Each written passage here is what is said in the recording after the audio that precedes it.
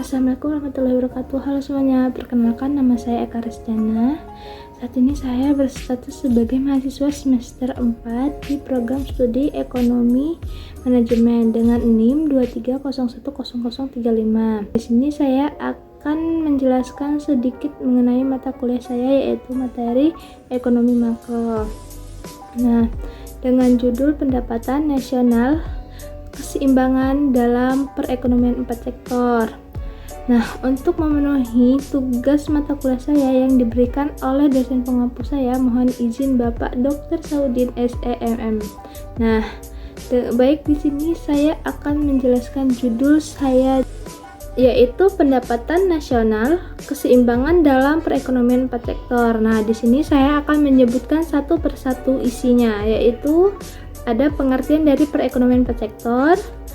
Faktor penentuan ekspor dan impor meliputi kondisi ekonomi, kondisi pasar, kebijakan pemerintah, dan ada juga 3 kebijakan, yaitu kebijakan pemerintah, kebijakan perlindungan industri, kebijakan perdagangan bebas, dan ada juga ekspor dan impor, syarat keseimbangan, suntikan, perubahan-perubahan keseimbangan, dan terakhir kesimpulan. Nah, baik, saya akan menjelaskan satu persatu yang saya sebutkan tadi, mulai dari pengertian dari perekonomian 4 sektor.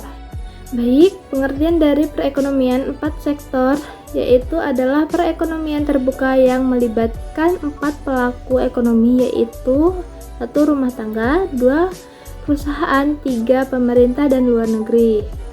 Perekonomian ini melibatkan perdagangan internasional seperti ekspor dan impor. Nah, di sini juga ada faktor penentuan ekspor dan impor meliputi kondisi ekonomi, kondisi pasar, dan kebijakan pemerintah. Nah, kondisi ekonomi, pendapatan konsumen, GDP per kapital, kurs nilai tukar mata uang, biaya tambahan selama proses ekspor impor, harga yang ditawarkan di dalam dan di luar negeri, kondisi pasar, selera konsumen, tren konsumen dan preferensi pasar, kondisi ekonomi penerima ekspor, keberlanjutan dan etika lingkungan. Nah, baik, lanjut. Di sini ada 3 kebijakan, yaitu 1 kebijakan pemerintah, kebijakan pemerintah terhadap perdagangan internasional. 2. Kebijakan perlindungan industri, kebijakan perlindungan industri yang menerapkan tarif tinggi atau kuota impor ketat. 3. Kebijakan perdagangan bebas. Faktor lain jumlah tenaga kerja, penanaman modal asing, inovasi dan teknologi, dan regulasi perdagangan internasional, faktor geopolitik dan ekonomi global. Nah, baik, di sini ada ekspor dan impor. Ekspor dan impor didasari oleh kondisi bahwa tidak ada suatu negara yang benar-benar mandiri. Di setiap negara memiliki karakteristik yang berbeda, baik sumber daya alam, iklim geografis, demografi, struktur ekonomi maupun struktur sosial. Nah, di sini ada juga syarat keseimbangan. Syarat keseimbangan dalam perekonomian terbuka adalah penawaran agregat sama dengan pengeluaran agregat, dan suntikan sama dengan bocoran penjelasan. Penawaran agregat adalah keseluruhan produk nasional yang setiap ditawarkan kepada masyarakat. Pengeluaran agregat adalah seluruh pengeluaran yang dilakukan.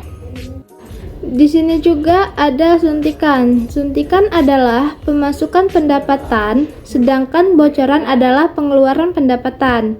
Perekonomian terbuka adalah perekonomian yang terlibat dalam perdagangan internasional seperti ekspor dan impor, barang dan jasa serta modal. Dalam perekonomian terbuka, pelaku ekonomi terdiri dari rumah tangga, keluarga atau konsumen, rumah tangga perusahaan, produsen, rumah tangga pemerintah, rumah tangga luar negeri. Ada juga perubahan-perubahan keseimbangan. Perubahan yang terjadi pada pengeluaran rumah tangga akan menimbulkan perubahan keseimbangan pendapat nasional. Nah, kenaikan dalam pengeluaran rumah tangga, investasi, atau pengeluaran pemerintah atau ekspor akan menaikkan pendapat nasional. Nah, kenaikan pengeluaran agregat juga akan menimbulkan proses